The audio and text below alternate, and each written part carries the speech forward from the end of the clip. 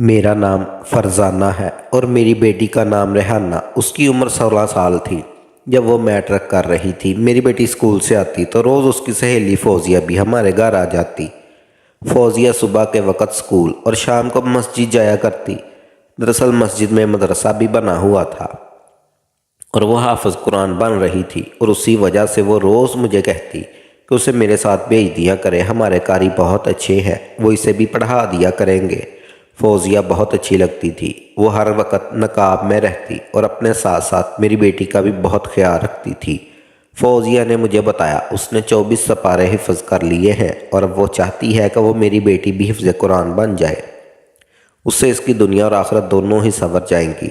फौजिया की बात तो बिल्कुल ठीक थी, मगर मैं ये भी रेहाना के मदरसे नहीं भेजना चाहती थी। मैंने फौजिया से कहा कि तुम मेरी बेटी को मस्जिद ले जाने की बजाय यहाँ घर पर ही सबक दे दिया करो, वो तुमसे कुरान मजीद पढ़ लेगी। तब वो कहने लगी, मैं भी इस काबिल नहीं हूँ, मैंने खुद जिनसे पढ़ा है, मैं उन कारी साहब के पास इसे लेकर जाऊँगी, ये बहुत खुशकिस्मत होगी। कारी साहब बहुत अच्छे हैं और बहुत ही नेक इंसान हैं। मैं जानती हूँ कि आप बेवा हैं, अपनी बच्ची को लेकर परेशान रहती हैं, आमतौर पर किसी पर भरोसा नहीं करती, लेकिन आप यकीन रखें मैं अल्लाह के कलाम का हिफ़्ज़ कर रखा है, हम लोग ऐसे वैसे नहीं हैं, मैं आपको कभी ठेस नहीं पहुंचाऊंगी। मैं इसकी बात सुनकर मुतमिन हो गई। उसने मुझे कहा, कल ये कारी साहब के पास पढ़ने जाया करेगी और आपको कोई इतराज़ तो नहीं होगा? मैंने कहा, नहीं बेटी, मुझे भला क्या एतराज़ हो सकता है, मैं कभी तुम पर शक नहीं करूँगी, तुम मेरी बेटी को जहाँ चाहो ले जाओ। मैं क्या जानती थी कि फौजिया का कसूर ही ना हुआ। आगे मेरी बेटी के नसीब में लिखी कालक उसके चेहरे पर लगकर ही रहेगी। मैंने अपनी बेटी को जाने की इजाज़त दे दी और मौलवी साहब के पास पढ़ने चली गई। मेरी बेटी बहुत शरीफ सी थी, मगर जब से वह मस्जिद जाने लगी थी शाम को अक्सर खोई खोई सी रहने लगी। एक शाम तकरीबन 5 बजे अभी तक मेरी बेटी रेहाना ना आई। मुझे परेशानी होने लगी कि वो अभी तक आई क्यों नहीं है। मैंने फौजिया को फ़ोन किया कि मेरी बेटी घर क्यों नहीं आई। वो कहने लगी कि आज मौलवी साहब उससे ज़्यादा सबक पढ़ा रहे थे, इसी वजह से उसे देर हो गई है, आप फिक्र नहीं करें, मैं उसको लेकर ही घर आऊँगी। फौजिया ने मुझे तसल्ली दी थी। मेरी बेटी शाम के 6 बजे घर आई तो वो बहुत थकी थकी सी लग रही थी। उसके चेहरे पर नज़र पड़ते ही मुझे लगा जैसे बहुत ज़्यादा थक गई हो। क्या हुआ है बेटी? मैंने उसे संभालते हुए कहा तो वो लड़खड़ाती हुई सोफे पर बैठ गई। अम्मा, मुझे पानी ला कर दो, उसने थकी हुई आवाज़ में कहा। मैंने देखा फौजिया ये मेरी बेटी से सरगोशियों में कुछ बातें कर रही थी। अब रेहाना ने अपना हुलिया ठीक कर लिया था। अम्मी जान, बस मुझे ज़रा सी थकावट हो गई थी, काफ़ी देर लग गई थी। मैंने कहा, बेटी कोई बात नहीं, तुम एक नेक काम करने के लिए जाती हो, मुझे तुम पर भरोसा है। ये बात सुनकर फौजिया की आंखों में चमक सी आ गई और कहने लगी, आंटी अगर आप इजाज़त दें तो आज रात मैं यहीं रुकना चाहती हूँ। लगता है कि रेहाना बहुत थक गई है, मैं रात को उसे सबक याद करवा दूंगी, वरना कल कारी साहब उसे फिर रोक लेंगे। ये सुनकर भला एक लड़की अपने घर रुकने पर मुझे क्या एतराज़ हो सकता था। मैंने खुशी खुशी उसे अपने घर रुकने की इजाज़त दे दी। वो मेरी बेटी के कमरे में ही सो गई। उन लोगों ने कमरे का दरवाज़ा भी अंदर से बंद कर लिया था।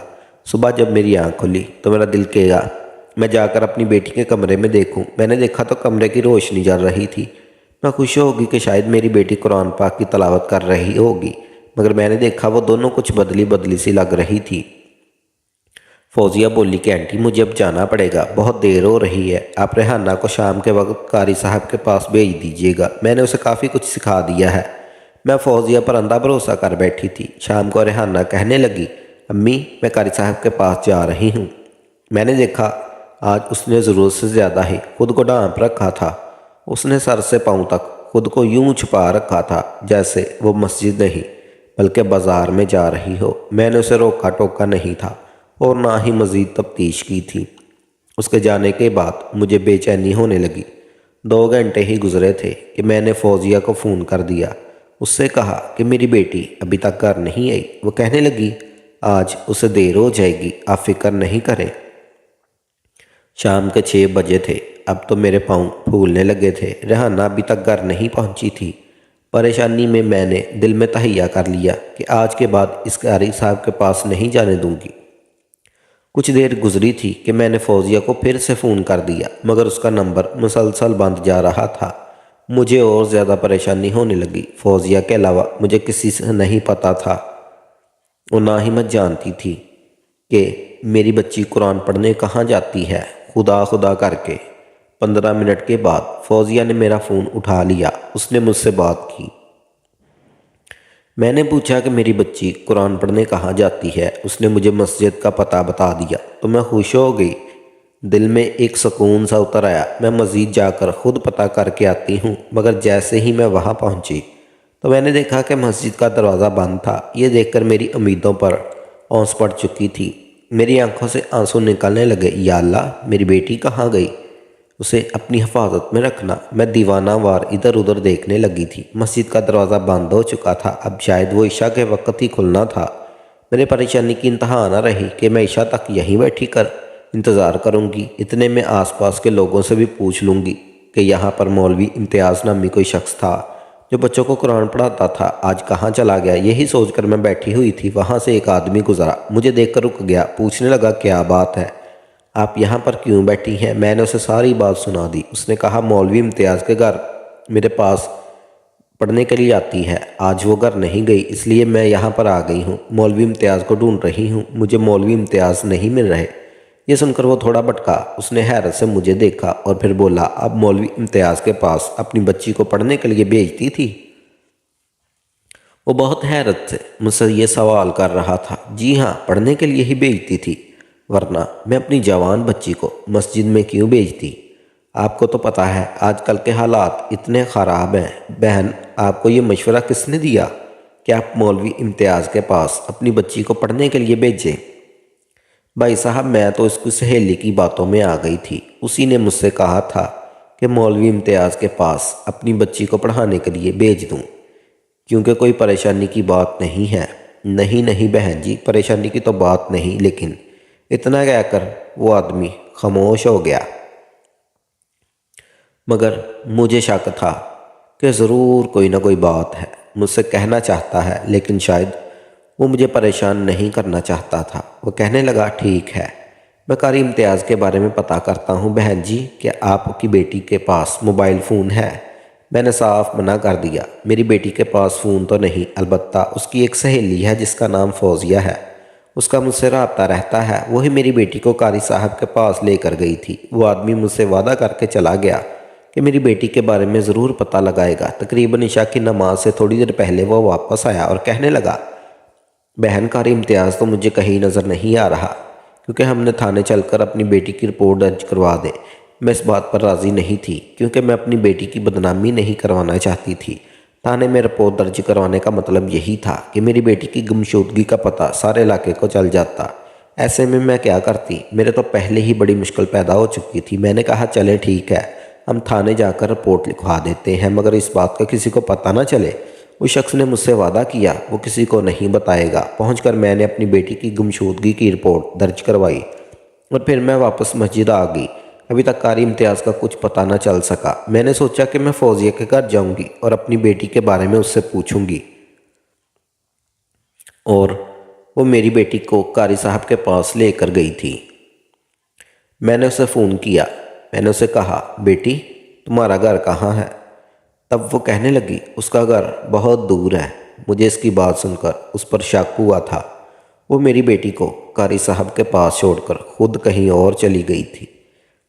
پھر میں نے اس سے پوچھا کہ تمہارا گھر کہاں ہے؟ میں تمہارے گھر آنا چاہتی ہوں۔ اس نے مجھے گھر آنے سے بالکل منع کر دیا اور کہنے لگی، اس وقت میری امی ابو سو رہے ہوں گے، میں نہیں چاہتی کہ آپ ان کو ڈسٹرب کریں، میں کل آپ سے آ کے ملوں گی۔ اتنا کہہ کر اس نے نمبر بند کر دیا تھا، مگر مجھے تفتیش ہو رہی تھی کہ وہ فوزیہ مجھے اپنے گھر کا پتہ کیوں نہیں بتا رہی۔ خیر، خدا کا شکر، جس آدمی نے میرا کیس تھانے میں درج کروایا تھا وہ تعلقات والا آدمی تھا۔ اس نے مجھے پوچھا، کیا فوزیہ صرف اس نمبر پر رابطہ کرتی ہیں؟ میں نے اسے وہ نمبر دے دیا۔ وہ لے کر تھانے چلا گیا۔ تھانے جانے کے بعد معلوم ہوا کہ وہ نمبر فوزیہ کا ہی تھا۔ پھر فوزیہ نے اس نمبر کی لوکیشن ٹریس کی گئی، یوں ہمیں اس گھر کا پتہ چل گیا۔ ہم لوگ جب اس کے گھر پہنچے تو فوزیہ نے ہی دروازہ کھولا۔ مجھے دیکھ کر اس کے چہرے پر ہوائیاں اڑ رہی تھی۔ اگر تم اپنی خالہ کے گھر نہیں تھی تو تم نے ہم سے جھوٹ کیوں بولا؟ یقیناً تم بھی اس معاملے میں ملوث ہو۔ میں نے اسے زبردستی بات اگلوانے کی کوشش کی تو وہ مجھ پر ہی چڑھ دوڑی کہ میں تمہاری بیٹی کے بارے میں کچھ نہیں جانتی ہوں۔ تم نے اپنی مرضی سے اسے مدرسے بھیجا تھا۔ میں تو تمہاری بیٹی کا بھلا سوچ رہی تھی، مجھے کیا پتا تھا کہ تم میرے پیچھے ہی پڑ جاؤ گی۔ رہی بات قاری امتیاز کی تو میں تمہیں بتا دوں، میں تمہاری بیٹی کی ضد کرنے پر قاری امتیاز کے پاس لے کر گئی تھی۔ میں نے پولیس کو بتایا کہ یہ لڑکی سراسر جھوٹ بول رہی ہے۔ اس نے مجھے کہا تھا کہ قاری امتیاز اس کا بھی استاد ہے، اس نے اسی سے قرآن پاک کی تعلیم مکمل کی ہے۔ میں تو قرآن پاک کا آج تک ایک پارہ بھی نہیں پڑھا۔ کیوں آپ جھوٹ بول رہی ہیں؟ اس لڑکی نے یہ بات کی تو میرا دماغ چکرا گیا تھا۔ میں نے پولیس والوں کو بتایا کہ اس نے اپنے حافظ قرآن ہونے کا دعویٰ کیا تھا۔ بس پھر کیا تھا، پولیس نے اسے جیل جانے کی دھمکی دی تو اس نے سب کچھ اگل دیا، امتیاز کا پتہ بھی اور نمبر بھی دے دیا، اور اب ہمارے پاس صرف امتیاز کا فون نمبر اور اس کے گھر کا پتہ تھا۔ پولیس نے تفتیش کی تو مولوی امتیاز کا نمبر آف جا رہا تھا، اور یہ بات بھی بڑی حیران کن تھی کہ مولوی امتیاز تو شہر کی مسجد میں پڑھاتا تھا، وہ ہمارے گاؤں کی مسجد میں نہیں پڑھاتا تھا۔ اب میری بیٹی کہاں تھی؟ میرے تو ہاتھ پاؤں پھول رہے تھے۔ خیر پولیس نے مولوی امتیاز کا پتہ لگا ہی لیا۔ پولیس والے مجھے لے کر اسی گاؤں پہنچ گئے جہاں پر قاری امتیاز روپوش ہوا تھا، اور میری بیٹی بھی گم شدہ تھی۔ مجھے پولیس نے اپنی گاڑی میں بٹھا لیا کیونکہ میری حالت ایسی نہیں تھی کہ میں گھر بیٹھ کر اپنی بیٹی کے آنے کا انتظار کرتی۔ محلے کا وہ شخص بھی میرے ساتھ تھا جسے مجھ سے کافی ہمدردی تھی اور پہلے بھی میری کئی بار مدد کرتا آیا تھا۔ میں اسے فرشتے کے ساتھ بیٹھ کر قاری امتیاز کو ڈھونڈنے نکل پڑی۔ قاری امتیاز کو ڈھونڈنا بہت مشکل تھا، بالآخر ہم نے اس کے ٹھکانے پر پہنچ ہی گئے۔ مجھے تو فوزیہ نے بتایا تھا کہ قاری امتیاز ایک بہت ہی سفید پوش شخص ہے۔ بس جب میری نظر اس کے گھر پر پڑی تو میں حیران رہ گئی تھی۔ گھر کے باہر ایک بڑا سا باغ تھا اور گھر میں نوکر چاکر بھی گھوم رہے تھے۔ گھر کے دروازے کے باہر ایک چوکیدار بھی بیٹھا ہوا تھا۔ چوکیدار کو دیکھ کر میں حیران ہوئی تھی۔ قاری امتیاز کے تو کئی ملازم تھے جن سے وہ اپنی خدمتیں کرواتا تھا، پھر اسے اتنی معمولی فیس پر میری بیٹی کو قرآن پاک پڑھانے کی کیا پڑی تھی۔ ہم لوگوں نے گھر کا دروازہ کھولنے کی کوشش کی تو چوکیدار نے کہا کہ قاری امتیاز نے اس بات کی اجازت نہیں دی، آپ ان کا انتظار کریں، وہ آئیں گے تو آپ سے وہ خود ہی بات چیت کر لیں گے۔ مجھے لگ رہا تھا کہ قاری امتیاز پولیس کو دیکھ کر بھاگ جائے گا، مگر ایسا نہیں ہوا۔ کچھ دیر بعد ہماری اس سے ملاقات ہو گئی تھی۔ میں اس کے اعتماد اور ڈٹائی پر حیران تھی۔ وہ میری بچی کے گم ہونے کے ذمہ دار تھا۔ قاری امتیاز میرے سامنے بیٹھا تھا، اسے دیکھ کر میں حیران رہ گئی۔ وہ 32 سال کا شخص ہوگا۔ آپ میرے لیے بہت محترم ہیں، اس نے ادب سے سلام کرتے ہوئے مجھ سے کہا۔ تب میں اس پر برس پڑی کہ اس نے میری بیٹی کو کہاں غائب کیا۔ میں نے تو آپ کی بیٹی کو غائب نہیں کیا، آپ اپنی بیٹی سے ملنا چاہیں تو مل لیں۔ قاری امتیاز کی یہ بات سن کر مجھے دھچکا لگا۔ کہاں ملوں؟ وہ کیسے ملوا؟ تو شام کے بعد مسجد سے آئی ہی نہیں۔ میں بہت پریشان ہوں، خدا را ایسا نہ کرو، تمہارے گھر میں بھی بہنیں ہوں گی، تمہاری ماں ہوگی، تمہیں ایسا کرنا زیب نہیں دیتا۔ تم نے اللہ کے نام پر میری بیٹی کو تعلیم کی غرض سے بلایا تھا، پھر تم نے ایسا کیوں کیا؟ امتیاز نے میری بات سن کر کوئی خاص اثر نہیں لیا۔ دیکھیں، اگر آپ اپنی بیٹی سے ملنا چاہیں تو مل لیں، لیکن میں اسے یہاں سے جانے کی اجازت نہیں دے سکتا۔ امتیاز کی ڈٹائی اور اس کی جرأت دیکھ کر میری آنکھیں پھٹی پڑی تھی۔ تم ہوتے کون ہو میری بیٹی کو روکنے والے؟ میں اس سے خود ملوں گی۔ بے شک وہ آپ کی بیٹی ہے، لیکن اب وہ آپ سے نہیں ملے گی، اس نے مجھے سب کچھ بتا دیا ہے۔ آپ اس پر ظلم کرتی ہیں۔ آپ کی بیٹی آپ کی مظالم سے اور آپ کے حرکتوں سے تانگ آ کر میرے پاس پناہ لیے ہوئے ہے۔ میں اس لیے آپ سے چاہوں گا، آپ نہیں لے جا سکتی۔ میں عدالت میں آپ پر کیس کروں گا۔ آپ نے اپنی بیٹی پر ظلم کیا ہے اور ظلم کے خلاف آواز اٹھانا اس کا حق ہے۔ اس نے یہ بات کر کے مجھے حیران اور پریشان کر دیا تھا۔ میں نے پولیس والوں کو کہا، یہ جھوٹ بول رہا ہے، مگر وہ ایسے دکھاوا کر رہا تھا جیسے وہ سچ بول رہا ہو۔ میں نے اسے اپنی بیٹی سے ملنے کی درخواست کی۔ میں جانتی تھی کہ جب میں اپنی بیٹی سے ملوں گی تو وہ مجھے اس امتیاز کی ساری حقیقت بتا دے گی اور میرے ساتھ چل پڑے گی، پھر امتیاز کو پولیس گرفتار کر لے گی۔ مجھے اپنی بیٹی سے پوری امید تھی کہ وہ ایسا ہی کرے گی۔ شاید وہ اس درندے سے ڈر گئی ہوگی کیونکہ یہ اسے اغوا کر کے لایا تھا، لیکن جب اپنی بیٹی سے ملی تو اس کے چہرے پر اپنے لیے ناراضگی دیکھ کر میں حیران رہ گئی۔ امی، آپ میرے پاس کیوں آئی ہیں؟ میں اپنی مرضی سے آئی ہوں۔ میں نے امتیاز سے نکاح کر لیا ہے۔ اب یہ میرے شوہر ہیں، یہ جیسے کہیں گے میں ویسے ہی کروں گی۔ اپنی بیٹی کی یہ بات سن کر میرے سر پر تو ایک پہاڑ ہی ٹوٹ پڑا تھا۔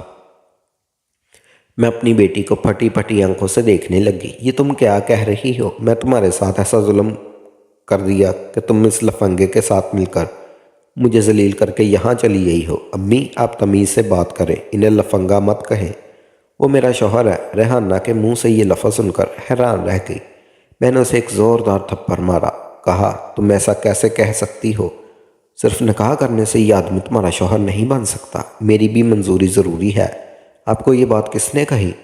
میں نے آپ سے کئی بار پوچھا تھا کہ آپ میری شادی کہاں کریں گے، تب آپ نے کہا تھا میں تمہاری شادی تمہارے خالہ کے گھر کروں گی۔ آپ اپنے چکروں میں تھی، کیونکہ خالہ کا بیٹا سرکاری جاب کرتا تھا، مگر مجھے امتیاز سے ہی شادی کرنی تھی۔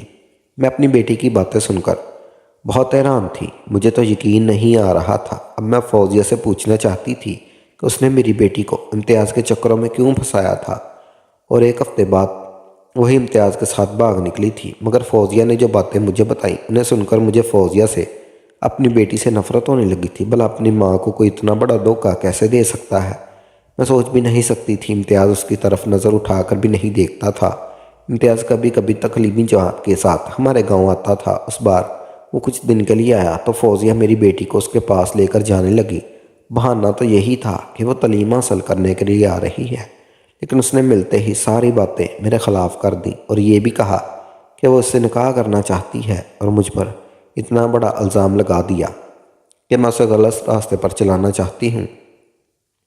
تب امتیاز نے نیکی کی نیت سے میری بیٹی سے نکاح کر لیا، لیکن مجھے یقین نہیں آ رہا تھا کہ میری بیٹی میرے بارے میں اتنی غلیظ باتیں بھی کر سکتی ہے۔ وہ میرے بڑھاپے کا سہارا تھی، لیکن ان سب باتوں کے بعد مجھے اپنی اولاد سے سخت مایوسی ہو گئی تھی۔ اب میں نے ان سے ملنا بھی چھوڑ دیا تھا، فوزیہ کو بھی رہا کروا دیا تھا، کیونکہ اس سب میں میری بیٹی کا قصور تھا۔ مگر اب امتیاز چاہتا ہے کہ میں اپنی بیٹی کو معاف کر دوں اور اس کے ساتھ صلح کر لوں، لیکن میں نے سوچ لیا ہے کہ میں زندگی بھر اپنی بیٹی کا چہرہ نہیں دیکھوں گی۔